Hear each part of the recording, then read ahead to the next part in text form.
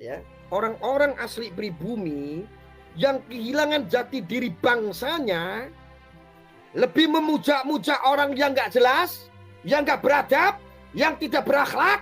Kalau ceramah, hei anjing, hei babi, curut-curut tuh ulama-ulama sekarang, kiai-kiai itu curut-curut sekarang. Ngaku orang Indonesia, tapi mentalmu mutal bedak, budak. Mentalmu mutal budak. Nggak, mental budak kayak begitu. Penjilat, nggak tahu kamu dikasih apa.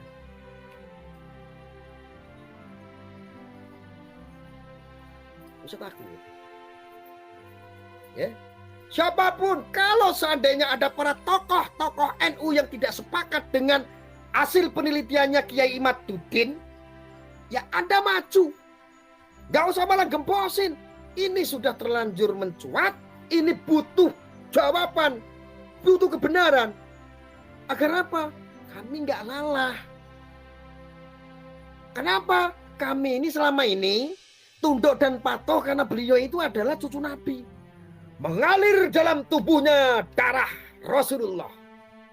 Makanya kami begini. Lah kalau ini tiba-tiba kenyataannya ini orang-orang keturunan Yahudi, seandainya kami tetap begini, berarti antum semua telah menjerumuskan umat. Masya Allah. Berarti antum semuanya membiarkan ketidakbenaran ini. Masya Allah.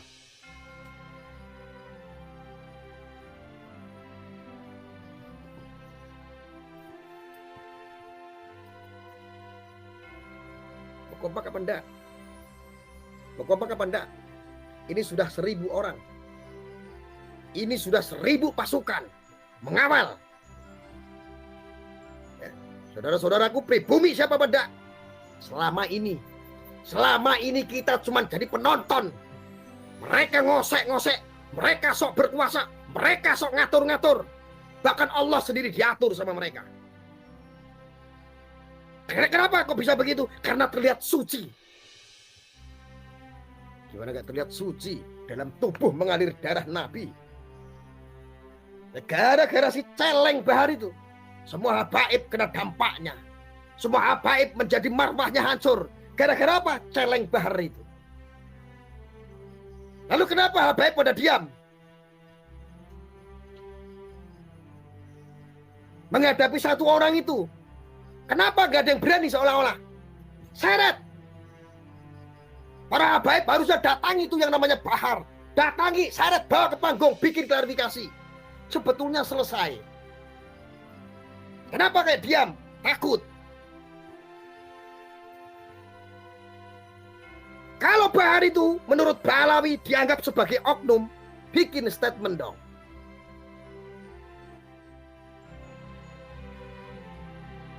Bikin statement.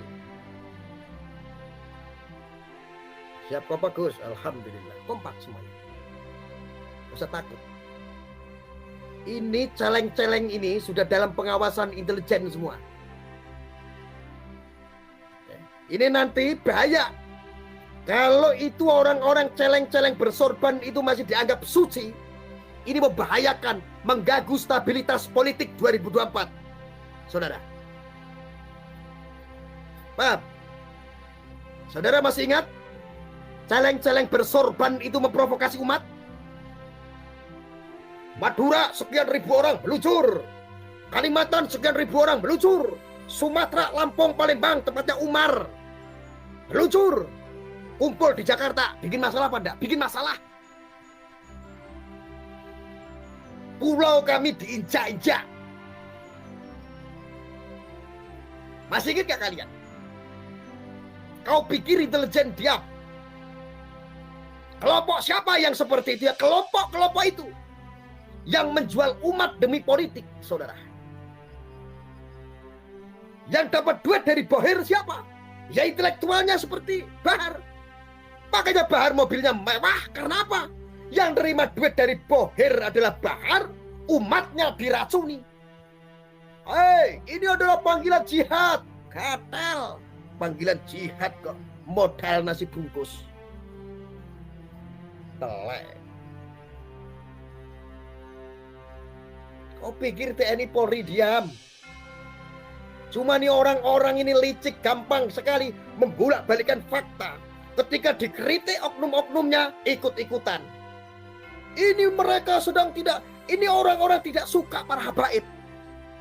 Orang gak suka sama habaib seperti kalian ya wajar. Memakar kok, menghina kepala negara kami.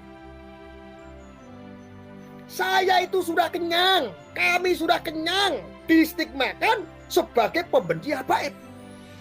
Hanya gara-gara mengkritik seorang Bahar dan Habib Rizik Syihab.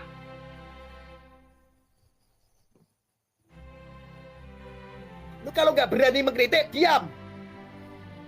Kami mengkritik karena ada provokasi. Kami mengkritik karena ada ujaran kebencian. Kami mengkritik karena apa? Mereka mengorbankan umat, menjual umat hanya demi ambisi politik kartelnya.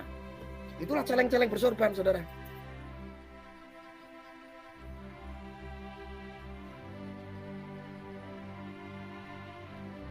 Itulah kerjaan kartel-kartel, gatel-gatel bersorban itu.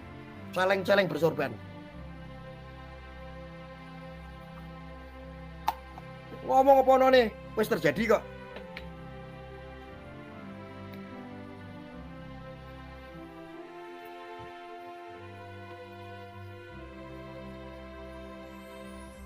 Orang Indonesia, kita sedang menunggu testimoni siapa saudara-saudara kita yang akan dipersekusi.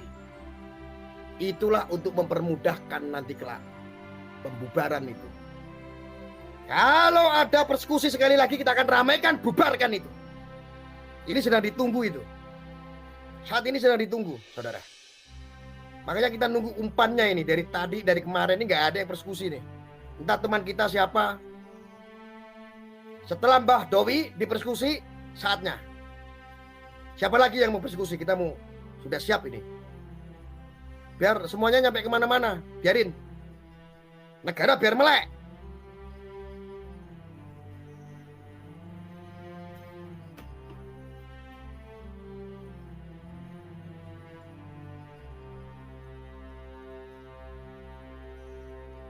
Kebiasaan.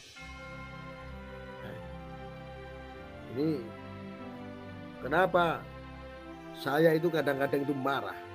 Kami-kami yang mencintai para habaib.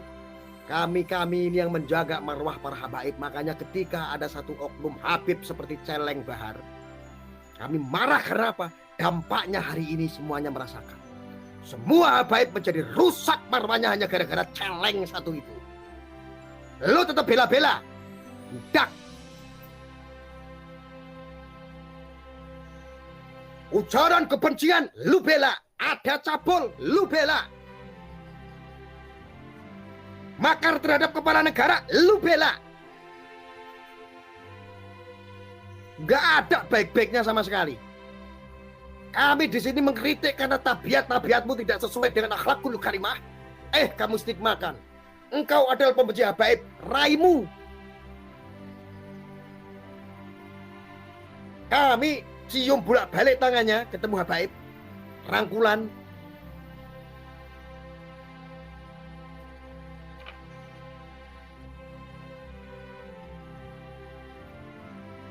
Saya sampai sepekan ngobrol dengan Maulana Habib Lutfi bin Ali bin Yahya, seperti ayah dan anak, seperti guru dan murid.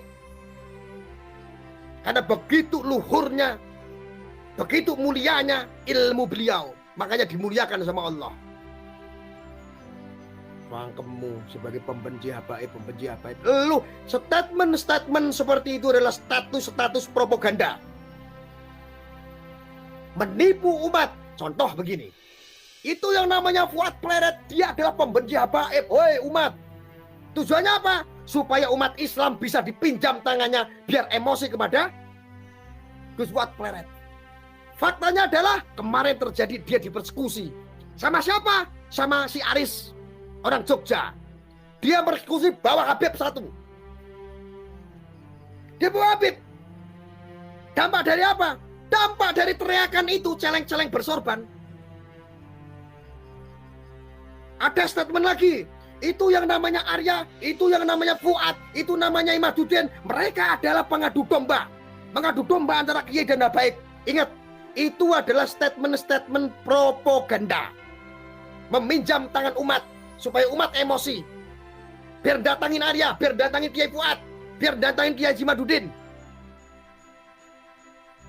Ini kode-kode seperti itu sudah dilakukan dari dulu sampai sekarang. Sama kelompok-kelompok celeng-celeng bersorban itu. Paling gampang membentur-benturkan, mengadu domba umat mereka sebenarnya. Licik.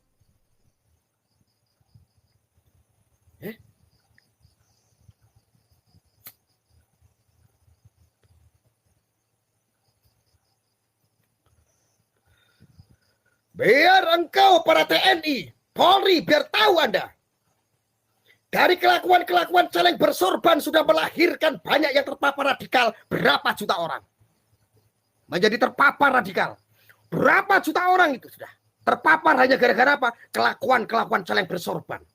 Kenapa begitu? Dengan menggunakan jubah, dengan menggunakan emblem keagamaan, dengan atas nama jihad, maka gampang mendoktrin orang-orang yang awam. Sehingga menjadi apa? Radikal. Ini fakta ya aku ngomong.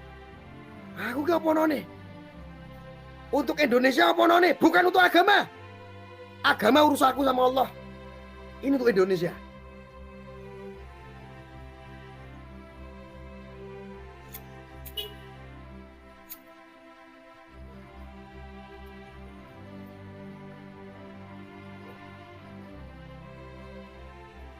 Saya ngomong kayak begini biar apa? Nanti 2024 nih celeng-celeng ini udah gak laku lagi. Kenapa? Saya tahu ini. Nanti waktunya pilpres, mereka bohir-bohir pada merapat. Karena dianggap apa? Ini celeng-celeng bersorban ini masanya banyak. Dia yang dapat duit triliunan. Mobilnya mewah, enak hidupnya. Kalian yang jadi budak, kere. Cuma dijanjikan surga.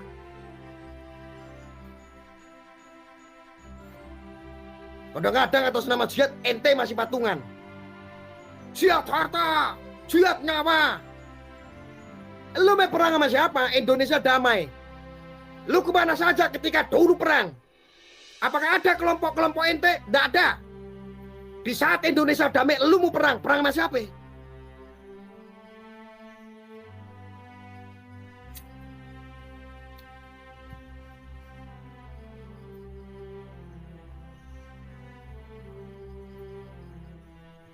Saudara-saudaraku, sebangsa, setanah air, kita sudah mulai cerdas bukan? Jangan mau ditipu sama celeng-celeng bersorban. Apapun bentuk yang membuat orang tidak suka, orang membenci, orang saling membenci. Jarang bersatu, lawan. Politik-politik identitas harus kita lawan.